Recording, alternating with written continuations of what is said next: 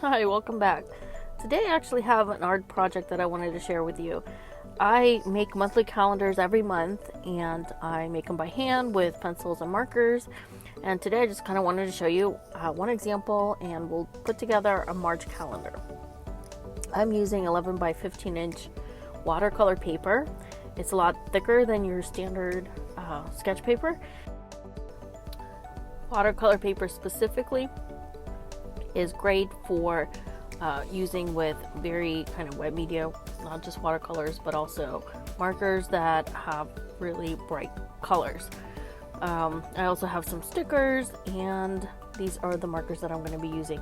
They're Azure 40 count markers. They come in a lot of really bright colors, but there are also some muted colors there as well. They're professional quality markers. I have some color pencils, which I may or may not use. My favorite brand is Prismacolor, but I also have Faber-Castell coloring pencils in there as well. Both of these brands are great professional level, and they blend really nicely with other colors. So for highlighting and outlining the numbers, we're going to use just your basic Sharpies, one thin one standard one, and also a pencil.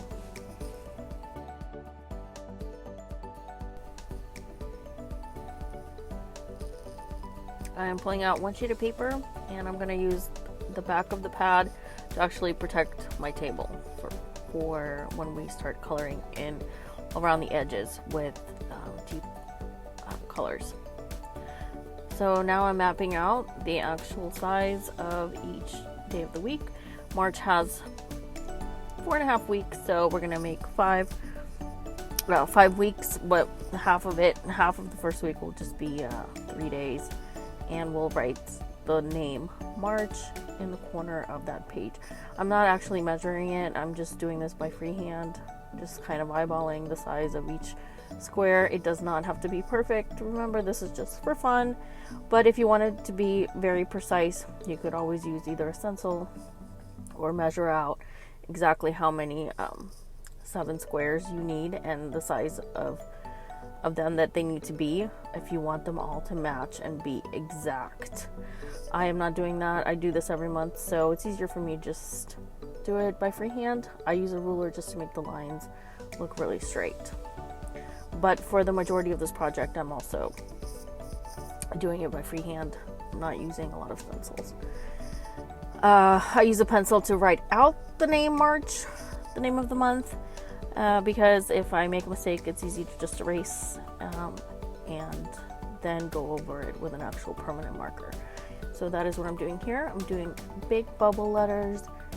These are the kind of letters that I used to write and doodle with in high school a lot, in many of my notebooks.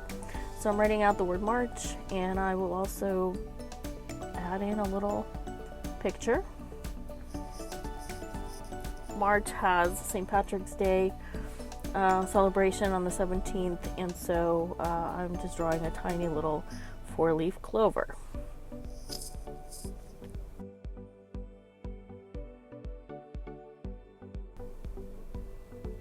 I'm now doing a little bit of detail to that 4-leaf clover, erasing some of the other outline marks, and now I'm ready to take the standard size Sharpie and just outline everything in that permanent Sharpie marker.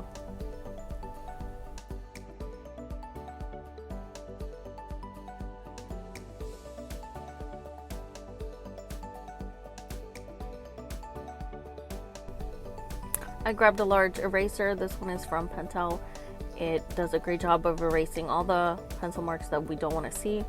And because this is a watercolor paper, it has a certain thickness to it that prevents it from tearing easily when you are erasing a lot or going over a certain piece of markers multiple times. So now I'm going to add a little bit of some whimsical elements, some circles, some stripes, some waves. We'll do a rainbow since it is St. Patrick's Day, so I like to add a little bit of an illustration that kind of symbolizes the month. So that is what I'm adding, and I am adding that detail in the fine point Sharpie marker. I've decided that I'm going to make the outline around the actual lettering and around the squares a really dark green. So now I'm picking out my greens. I'm going to do a dark green, a light green for the dates, and a light yellow for the days of the week. And all I'm really doing is just adding in a little square in the corner. I find it's easier to put the coloring first and then write in the dates with the marker versus the other way around, because otherwise the black marker will kind of bleed, even though it is a permanent marker.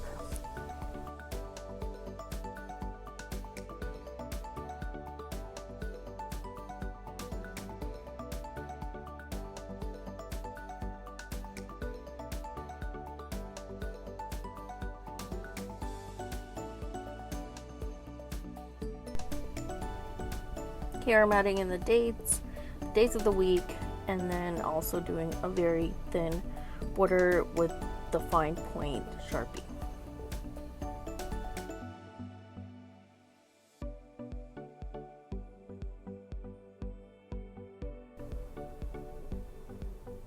So as I'm kind of filling in the dates, I just wanted to say that in this calendar, you can customize it any way you want. You can add activities, different meals for different days of the week. You could also do a custom grocery list on the side if you wanted to add that in and illustrate it.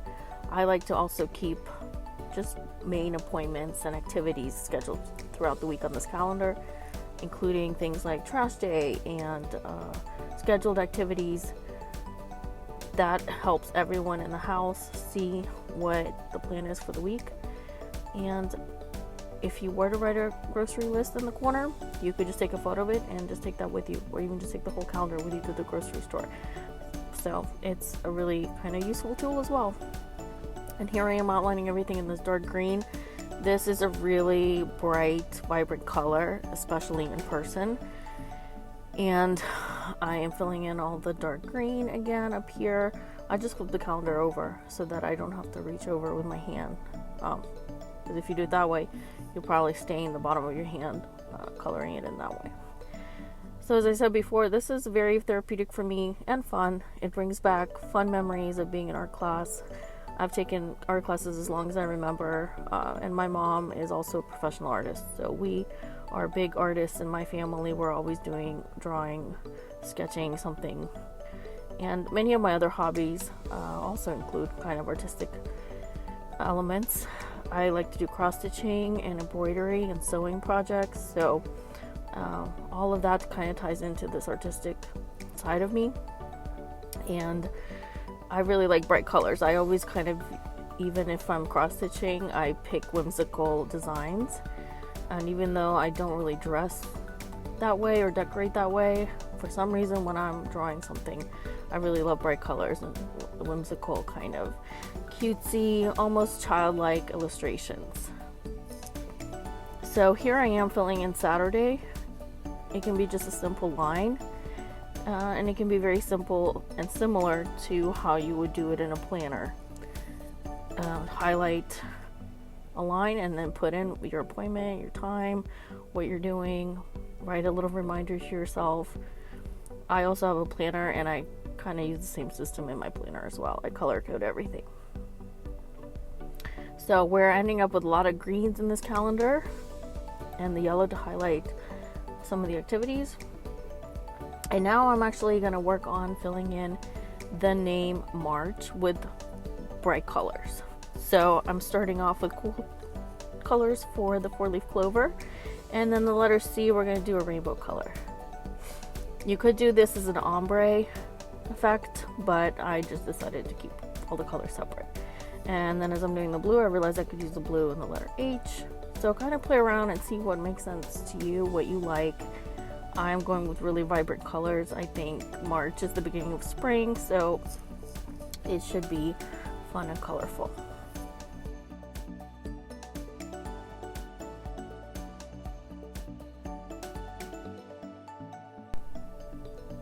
I'm popping in some of the same yellow that I used in the actual calendar, and that helps keep the whole look a little bit cohesive. So repeat the same colors in the title of the month if you want to.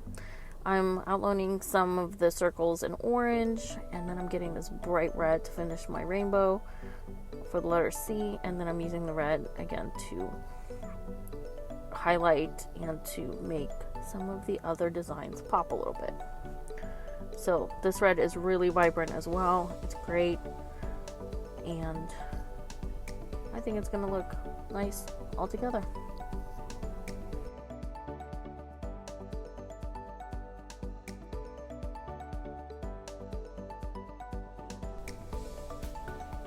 Here I'm adding in extra fine detail with the fine point Sharpie, and then I'm going to add a few whimsical little antennas throughout the top of this calendar. And then I decided to not use the rose gold stickers. I'm just going to add these little multicolored gems, so they're stickers as well. So I'm adding some red ones, some light green ones, and some blue ones to the top of the calendar to give it a really cute 3D effect.